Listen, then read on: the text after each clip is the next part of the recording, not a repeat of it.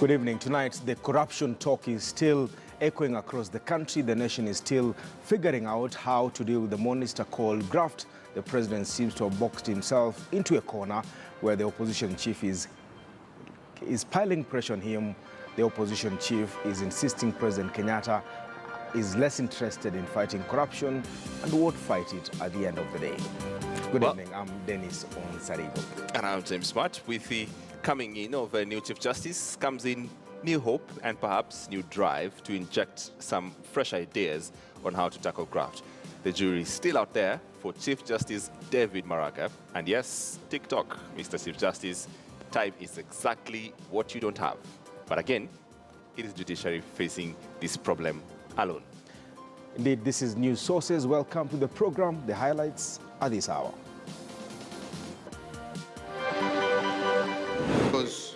Do not use our diversity to divide us.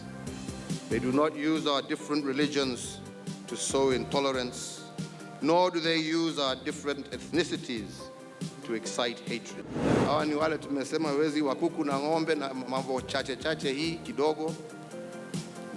Na ndio Chief Justice sasa ako na nafasi ya kufunga wale mabonyenye ambao wameiba pesa mingi. Nafasi kwa jela sasa imetoshea. So kwa hivyo afanye haraka, amalize kazi yake. Sisi ni mandugu, hatuna uhasama na mtu yeyote. Tunataka kujenga nchi ambayo ina uelewano kamili. Lakini wale ambao wamesaliti imani ya wananchi, Mheshimiwa Rais, don't be surprised if they all go home next year.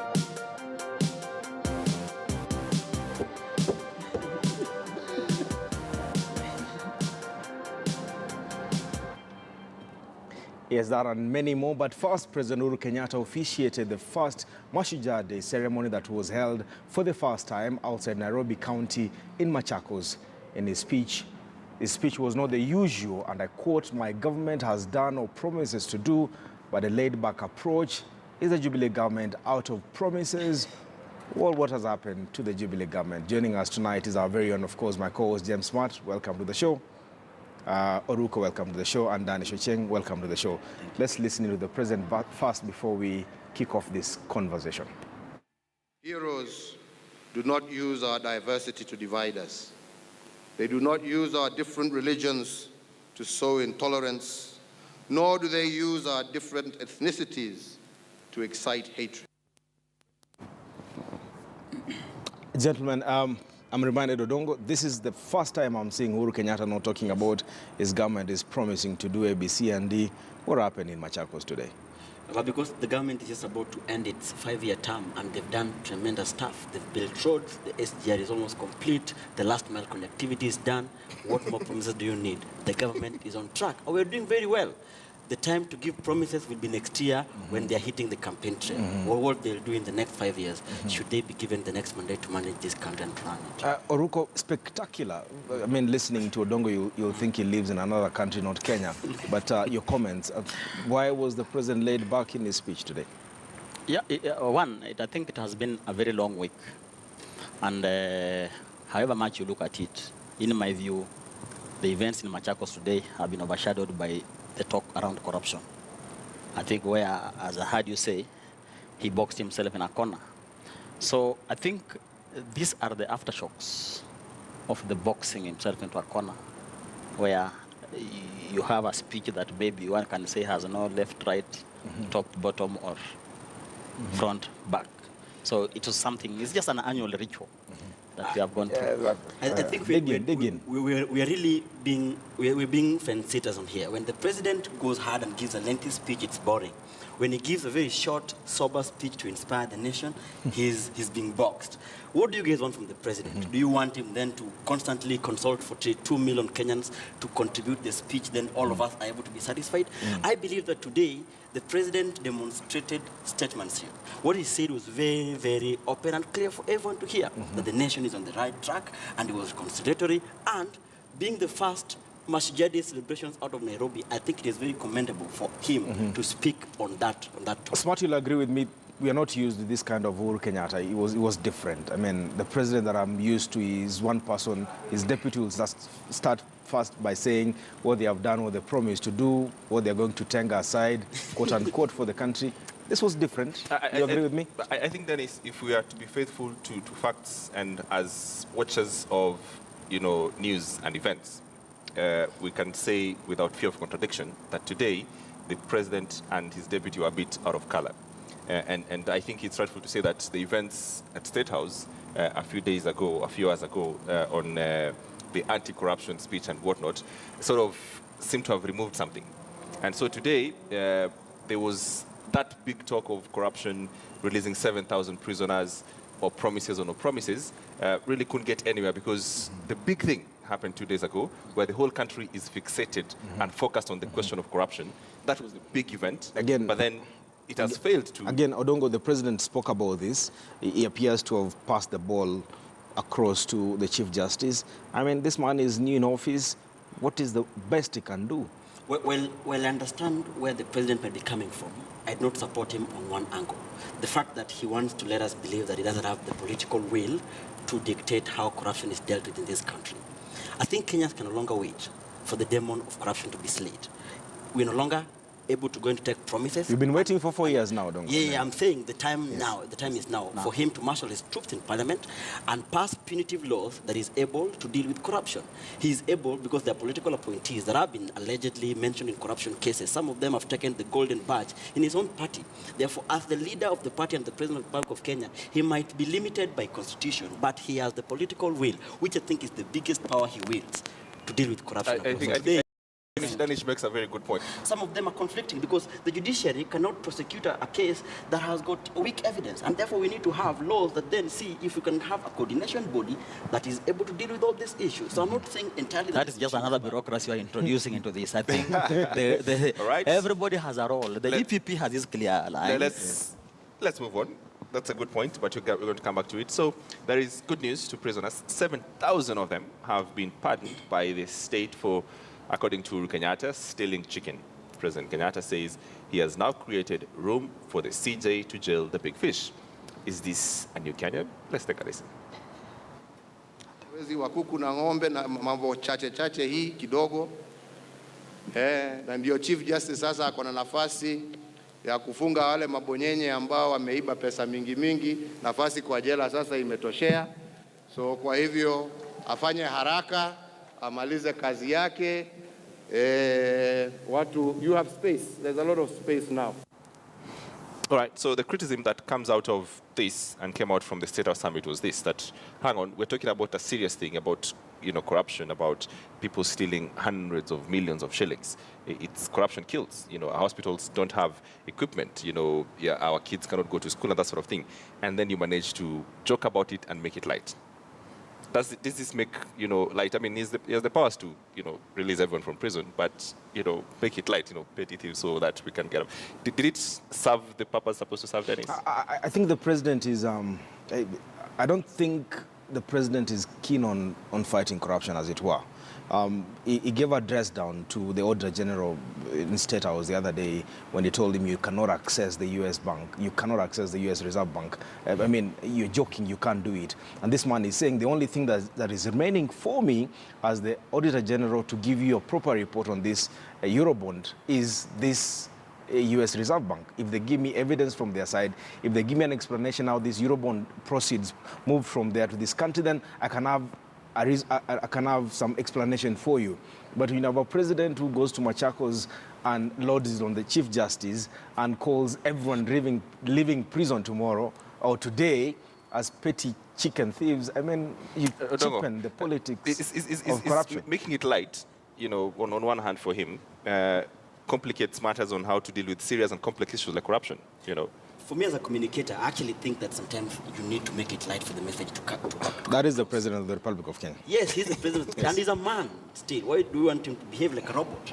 The issue here is, I think the president needs to sometimes, cut it down, because then I agree with you that making it light that now we've released 7,000 thieves and therefore now you need to take the big fish, I think he was out of line to make such a remark on such an important day like Mashujaa Day. What he needs to do is for us to see a man who's willing and able and committed to fight corruption using his political power. The Mashujaa Day, 7,000 thieves who have been released, these are people who probably have been serving it wrongly, while the people who are actually looting this country dry are out. are out, and they're the ones who are actually funding some of these political party launches that we see. Oroko, do you get the seriousness? You know, every time His Excellency the President speaks about corruption, do you get his seriousness and, you know, how he, you know, is outraged and that sort of thing? Do you get the seriousness when he's dealing with this issue? No, outrage is not very important, because when you get emotional, I think you lose it out. And I think, for me, what I'm seeing here is laying unnecessary burden on the shoulders of the Chief Justice. He's actually literally putting him under pressure. And one can argue that he's actually forcing him to convict people by force. Yet, as my friend has rightly said here, the judge, the court, relies on one thing. Convicting depends on evidence. In the absence of it, there's no case. So you may empty them, do poor investigations, but nobody will go to that jail. They'll be acquitted. So let the CJ, I also thought the CJ yesterday was so overly overexcited, you know, promising to fight this thing as if, I don't know, he's going to manufacture evidence. I thought that was also wrong on his part. Maybe the only brief he the new has. CJ? Yeah. But I don't agree with a very long It speech. speaks like this man who was in office for a few months. I don't agree with Oruko on one thing. No. Okay. Tension is very important. No. You give a very long 20-page speech. It reminds me of... Maybe you need to fight corruption in JSC, not everybody. Let him wait for evidence. Let him not be excited because he has gotten a job. I think it's an exercise in futility, if you ask me, because courts convict people based on evidence. If you don't have evidence, then these courts will throw out cases. And again, judges and magistrates enjoy some form of independence. Yes. If you come before me, the CJ has no role over me. The only thing the CJ must do is to make sure it gives me room and an environment for me to operate. But if that is not there, you'll agree with me, these people will walk free. For me, I actually think that the president putting tension on specific people might create a scenario. That's pressure. Might create a scenario where we are forced to resolve the big demon. Are you confusing tension with intimidation? No. Yes. Pressure depends on how you take your orders. If you're a person who's easily intimidated, then you'll confuse tension that is being created for you to act as intimidation. Maybe. And I think the Chief Justice has every right to be excited, because after all, he's the Chief Justice of the Republic of Kenya. He has on his shoulders the burden to be able to slay the biggest dragon that has disturbed this country. Are we likely for to see the conviction of NYS masterminds? I feel like there's going to be a new energy in there infused, and I think I'm going to be a few changes here. 10 months to an election. 10 months on election. I see that. Let me be an optimist, though. Let me choose to be the hopeful One, side. whether you like it or not, Maraga himself is a product of some sort of a compromise, you know. And I think that's no wonder you can see the excitement. We saw the interviews. He was not really the best out of it. So he's actually excited. And there's nothing he can do other than give a very long, winding speech about how he intends to fight corruption. Because he cannot even sack his own judges, for example. You know that. He can't sack them. They have to go through certain process. In 20 seconds or less, this is about 680 cases that are in court. The biggest problem with that, with the evidence, that the evidence is inside government. Yes. If miss, it is the the invoices that have been raised inside government. They're inside government. So where do we need this other evidence to come from? We need more than 20 seconds, Matt. Notable Raila Odinga was missing in this year's Mashujaa Day celebrations, but his co-principals, Moses Wetangula and Kalonzo Musyoka, were in attendance. Kalonzo told President Uhuru Kenyatta that he can take all the rebels who have defected from his party and many other parties in this country, and he has promised him a resounding defeat in next year's general elections. Dan, that's where we start from, that's where we pick it up from, but I'm reminded again, let's listen in too. Juzi, wenzangu wengine wakahama chama changu, including governor wangu ambaye amekukaribisha hapa, akaingia kwa Jubilee. Au tunakukabidhi hawa ni watu wako. Waambie wasije wakanipatia ultimatums. Wakupatie wewe ultimatum because wao ni Jubilee. Wale walio wengi tukae vile tulivyo. Don't be surprised, Mr. President, in a very polite and firm way, kwamba next year, Governor talks about 2019. I'm quite sure you'll have no problem if it will be your brother here opening the dual carriage. We should actually go all the way. We should go all the way. Gentlemen, Dan, as Kalonzo come of age. Yes.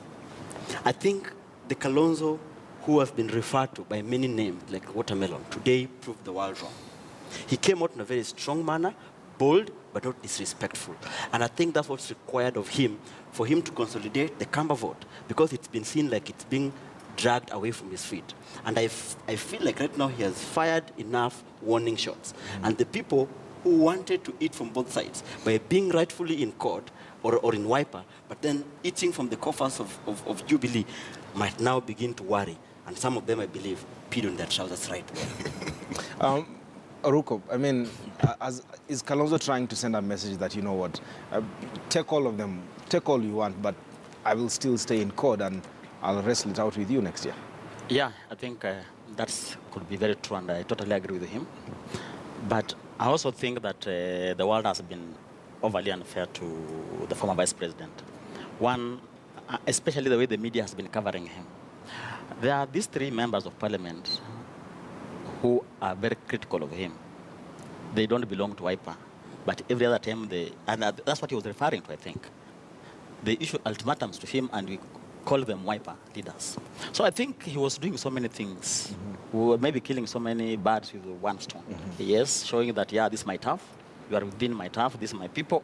Now let me deliver my message. But also trying to also send to you media people to also draw that distinction every other day, so that when you see the Yatta MP and the Machakos Town MP, they're not necessarily Wiper MPs. Yes. They are rebels. These two individuals showing up at a presidential, a national celebration function.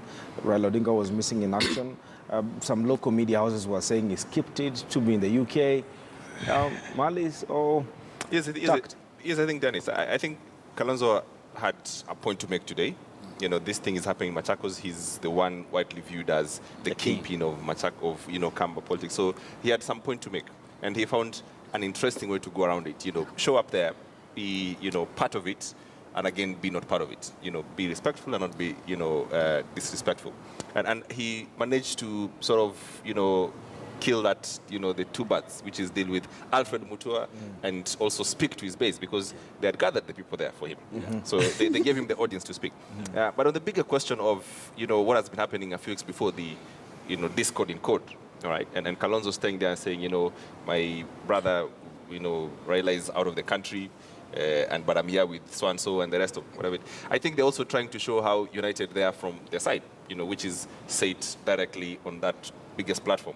The country is watching. Everyone is there, So let me say that code is together, and I have a message and greetings from Raila Odinga. So managed to kill off those 2 birds with one stone. I think another thing that was very advantageous today was the absence of Raila. I think Raila is such an overbearing leader in the presence of his co-principal. So when he's there, he steals the show most of the time. So today, it steals the air from the room. Steals the air from them. Basically takes it away from them. But today, it was Kalonzo's time to now blossom and to grow as a leader and to show. And I think he did tremendously well.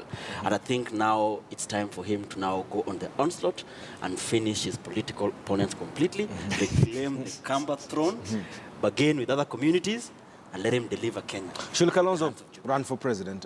Quickly as we finish up this. Yeah, sure. I think he has the right, and I think he's charismatic. He has what it takes. Other issues, I don't know, but I think he has what it takes to. He might as well be the magic bullet that God has to completely bring. I see it differently. I think he should run as an independent. I think he should run alone. The code idea was a 2013 idea. All right, they came about, when he came from G7, and he joined in, there was just, a few weeks, to get the whole coalition together. He didn't really subscribe into it, into the whole code idea. And they came together because of the necessity, the need between him and Raila Odinga. I think they need another idea in 2017. They need to sell something. It can't be the same, code thing. What was code? What was it supposed to be about? So I think Kalonzo has a rightful place to run as an independent and say, I lay a claim to run on this thing, and then, invite Raila Odinga and say, all alliances my running mate, are of convenience in this country, including Jubilee and CORD. There's no ideology. They are all conveniences. If the convenience can work in 2017, so let it be. All right. Let's stay in Machakos, and Governor Alfred Mutua is the latest to speak out against corruption and integrity. Mutua, the Maendeleo Chap leader, has failed to stop his prosecution over procurement of motor vehicles in his county. The governor dared remind you and me that integrity matters and the president is a frustrated man. Let's listen to what he said today. Ugali alafu wache katikati upatie mtu mwingine amalizie, ugali naungua. Lazima mtu anapatiwa nafasi ya kupika ugali aandalie wananchi, si ndio? Na miaka 5 ni ugali, ingine ni sukuma wiki, ndio wananchi waweze kula. Na sisi tutakuunga mkono ndio tuendelee umalize kazi ambayo umeifanya. All right, so this is the question of this country, the lies and the contracts and the contradiction. A man who's being actively charged in court for corruption is trying to tell us the way, corruption is such a bad thing and it's being fought, left and center in this country. The contradiction in this country. Dennis. Interesting times. I mean, and again, it's the Kenyan psyche. We forget things so fast. It's never about me at that particular time. It's about the nation. They keep on lying to us. This country is greater than all of us. This country is bigger in the hands of someone else. All those things. But we find ourselves in a very bad place. You can't stand up somewhere and talk strongly about integrity and all those issues. And you've been fighting so hard to stop the courts from prosecuting you, for example. But again, is an alleged to have taken part in fraud, but that is a story for another day. We wait for the courts to adjudicate on the same. The courts are actively following him, so it's an allegation that there's cases of misappropriation of funds and vehicles. All right. No. Well, just say the story is a very big story, by the way. I covered the Senate until maybe last year. He remains the only governor who has failed to appear before a Senate committee to respond to issues of misappropriation of funds, expenditure and revenue accounts of his county for the last few years. He has never appeared. But Dan will tell you. And he will tell you, for example, the story is very funny, that he bought, I don't know how many iPhones, all of them second-hand. He bought, I don't know how many vehicles, all of them second-hand. He bought 12 laptops, all of them second-hand. There he is. You go to court. I've heard the president talking about injunctions and injunctions. Yes. I think that's what, And that's there's no perfect person in injunctions. We should, than one Alfred Mashujaa, including abusing the press in the courts, that these stories you're writing are going nowhere, man. But what do you expect from a man who spent 10 years spinning for a regime? What do you expect from him? He's just being himself. And I think he supported the president of the day. But he's absolved from accountability. The only thing that he used was to ride on the court ticket. But people know that his heart has never been in court at all. He's never agreed with Kalonzo Musyoka. The man just was a person of convenience. And I think Wiper made a mistake in creating Alfred Mutua. They should have given Wavinya and Ndeti. Should be much easier, to coordinate and to cooperate with the Has this man delivered? Because Mutua keeps on saying that every time you do something good for your own people, people will find fault in you. Every time you try to alleviate poverty and talk about development, people want to drag you behind. He keeps on reminding Kalonzo Musyoka, you've been in power for 30 years. There's nothing you did for our Kamba people. Is this man likely to come back as governor in 2017? I think the answer lies with the Machakos people. But that talk is not relevant at all. If he's working, it is his mandate to work for his people. There's no need of threatening people and bragging about it. He's actually paid to work for the people. He gave a manifesto, which we need to scrutinize and see, did he deliver on the promises he made? But this whole idea of running around telling us, oh, I'm trying to help you, you don't want to be helped, oh, you're opposing me. Or you're being a crybaby. Grow up. Mutua has cried before, remember? He's cried tears of a crocodile. He has cried. He has said, I'm doing this for my people. This man has cried on national TV. And again, now we go to the point, which is the problem of this country, the contrast and the contradiction and the lies, that someone who steals today can show up in church tomorrow and be the preacher. Yes. All right?